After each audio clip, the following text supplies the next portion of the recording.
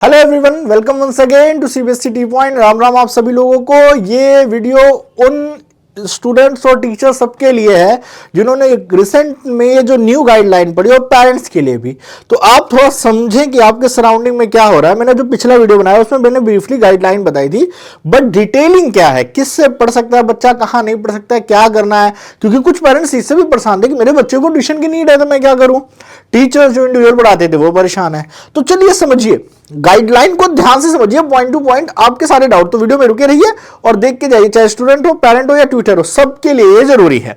देखिए, सवाल ये है कि सबसे पहली बात कि आपको डरने की जरूरत नहीं है। आप 16 ईयर से नीचे के बच्चों को पढ़ा सकते हो यार। गाइडलाइन को ध्यान से समझें तो कोई भी नॉर्मल कोचिंग इंस्टीट्यूट को बैन नहीं किया गया है। तो पेरेंट्स भी इसको अदरवाइज ना ले, उनको भी गाइडलाइन पता होनी चाहिए, बच्चे को पता होना चाहिए, टीचर्स को। समझिए, जो टीचर्स डर गए थे, जो 7th 8th 9th के बच्चों को पढ़ाते हैं, 7th 8th 9th 10th के बच्चों को, वो तो काफी डर गए थे कि यार अब क्या होगा, अब क्या होगा। तो देखिए, कुछ नहीं होने वाला।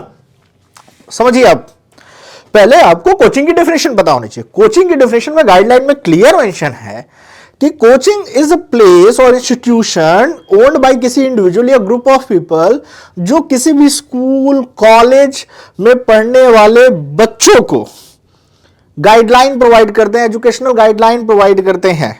लेकिन वहां नंबर ऑफ स्टूडेंट 15 से ज्यादा होने चाहिए। अगर 15 से कम बच्चे आपके पास हैं, एक्सक्लूडिंग स्पोर्ट, कल्चरल, योगा, इस तरह की एक्टिविटी वाले में, तो ग्रुप में 100 बच्चों को भी सिखाया जाता है। उनके ऊपर ऐसा कोई बैन नहीं है, पहली बार रखिएगा, जो को करिकुलर एक्टिविटी कराते हैं। एकेडमिक्स की बात की गई है। तो अगर आप 50 से लेस हैं तो इंडिया में ऐसे हजारों या लाखों कोचिंग इंस्टीट्यूट हैं जो अपने घरों में एक कमरे में 10 बच्चे, 20 बच्चे, 30 बच्चे बैठा के पढ़ाते हैं, होम ट्यूशन देते हैं, 100 रुपए लेते हैं, 150 लेते हैं, 400 लेते हैं। डोंट वरी, आपके लिए कोई बैन नहीं है। आप कोचिंग के क्राइटेरिया में आते ही नहीं है, और नहीं तो यह गाइडलाइन आपके लिए फायदे का सौदा है। फायदा कैसे है, समझिए इसको अच्छे से। ये जो बड़े बड़े कोचिंग इंस्टीट्यूट है, नाम लेने की जरूरत नहीं है, ये उन पे नकेल कसने के लिए। कोटा में आपने देखा क्या हुआ, वहां बच्चों ने सुसाइड किया। होता क्या है कि जैसे ही बच्चा 8th 9th या 10th में होता है तो उसको IIT, ठीक है, और नीट एग्जाम, IAS, IPS, इन सब की ड्रीम को दिखा के उसके ऊपर एक मेंटल प्रेशर आ जाता था। फाउंडेशन बैच चलाए जाते थे। अब यहां बैचेस में 100 से लेके 1000 बच्चों तक के भी बैचेस बन जाते हैं। ये उन proper well organised coaching institution के लिए है। बात समझ में आई? तो अगर आप 10 बच्चा, 20 बच्चे, 30 बच्चे पढ़ाते हैं, या वो पेरेंट्स जिनके बच्चे इस तरह के कोचिंग इंस्टीट्यूट में जाते हैं, तो काइंडली आप अपने टीचर से बहस इस तरह की ना रखें और ना ही डर के मारे भेजना बंद कर दें। और जो टीचर्स पढ़ा रहे हैं उनके लिए कोई दिक्कत नहीं, तो हैप्पी होइए।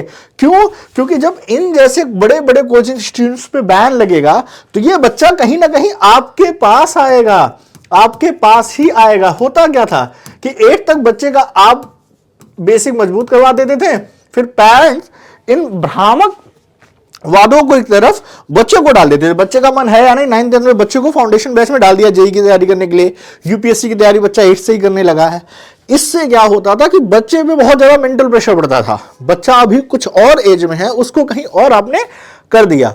तो डरने की अब कोई जरूरत नहीं है। आपकी क्लासेस जैसी चल रही है वैसी चलाइए, ठीक है? कोई दिक्कत नहीं ना?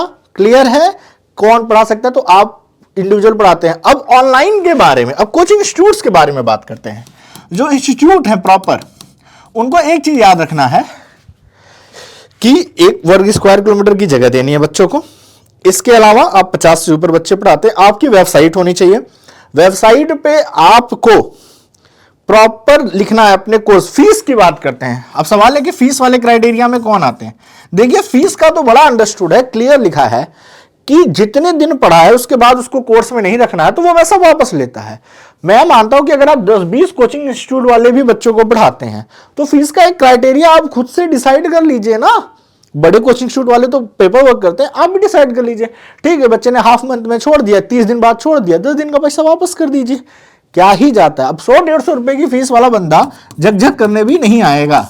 तो ये छोटे वालों का किसी का धंधा बंद नहीं है। जो बड़े स्कैम वाले तगड़े वाले लोग हैं उनके लिए लाया गया है। टीचर्स काफी डर गए थे, पेरेंट्स में भी डाउट्स था, स्टूडेंट्स में भी।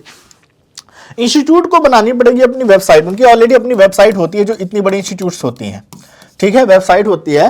टीचर्स की क्वालिफिकेशन ग्रेजुएशन होनी चाहिए।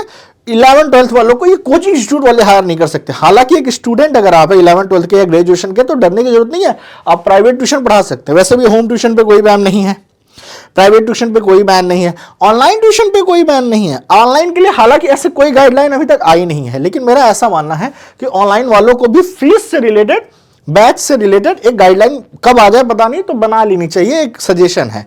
मैंने पहले बताया ऑनलाइन के लिए कोई गाइडलाइन नहीं है, ऑनलाइन के लिए कोई दिक्कत नहीं है। आप ऑनलाइन ट्यूशन पढ़ाते हैं, घर पे जाके पढ़ाते हैं, घर आपके घर पे आके पढ़ता है, 10-20 बच्चे आके पढ़ते हैं, डरने की जरूरत नहीं है। जो पेरेंट्स ऑलरेडी भेज रहे हैं उनको रोकने की जरूरत नहीं है। प्लीज किसी तरह से टीचर से आर्गूमेंट करके झगड़ा ना पाल लें कि कानून है, कानून है, कानून को जाने, ठीक है। बाकी किसी डाउट के लिए आप कमेंट कर सकते हैं। और सारी गाइडलाइन मैंने पहले वीडियो में बता दी थी, डिस्क्रिप्शन में उसकी लिंक है, आप देख सकते हैं, जिसमें कि वेबसाइट बनानी है, किसी भी क्रिमिनल रिकॉर्ड के टीचर को हायर नहीं करना है, ग्रेजुएशन मिनिमम डिग्री होनी चाहिए, रिलेवेंट सब्जेक्ट में होनी चाहिए, and proper spelling, ventilation, water, fire security, medical security. ये बहुत पहले के लॉ हैं जो आज उसको हाईलाइट किया गया है। तो आज के लिए इतना ही, मिलते हैं आपसे किसी नेक्स्ट वीडियो में। Bye everyone.